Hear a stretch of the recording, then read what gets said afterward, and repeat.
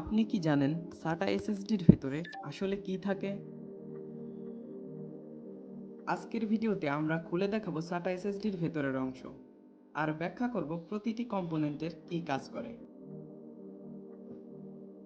একটি SATA SSD দেখতে 2.5 inch সাইজের হয়ে থাকে। এর ভিতরে আপনি পাবেন মূলত কয়েকটি গুরুত্বপূর্ণ পার্টস, যেমন NAND ফ্ল্যাশ, কন্ট্রোলার, DRM এবং কিছু সার্কিট। চলুন একে একে দেখি। প্রথমে আসে NAND ফ্ল্যাশ মেমোরি। এটি SSD এর মূল স্টোরেজ পার্ট।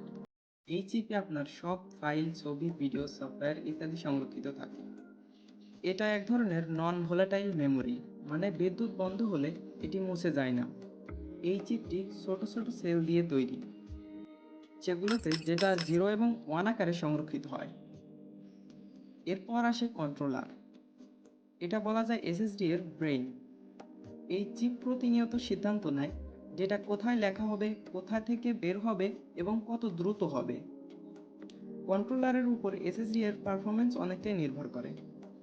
বড় বড় ব্র্যান্ড যেমন স্যামসাং, ওয়েস্টার্ন ডিজিটাল এরা নিজস্ব কন্ট্রোলার তৈরি করে।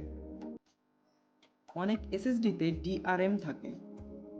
এটা এক ধরনের অস্থায়ী মেমোরি যা ডেটা রিড রাইট প্রক্রিয়াকে আরও দ্রুত করে তোলে। তবে কিছু কম দামের SSDতে DRM থাকে না, একে বলে DRM লেস SSD। তবে DRM থাকলে পারফরম্যান্স ভালো হয়। সব চিপ বসানো থাকে একটি PCB এর উপর। এছাড়াও থাকে ছোট ছোট ক্যাপাসিটর, রেজিস্টর এবং পাওয়ার ম্যানেজমেন্ট চিপ, যা সঠিকভাবে SSD চালাতে সাহায্য করে। সব কিছু ঢাকা থাকে একটি মেটাল বা প্লাস্টিক বডির মধ্যে, যেটা আমরা বাহির থেকে দেখি। আর এক পাশে থাকে SATA ডেটা ও পাওয়ার কানেকশন, যেটা দিয়ে SSD আপনার কম্পিউটারের সাথে সংযুক্ত থাকে। এই ছিল SATA SSD এর ভিতরের রহস্য। এখন আপনি জানেন এর মধ্যে কি কি থাকে এবং কোন কোন পার্টস কী কাজ করে।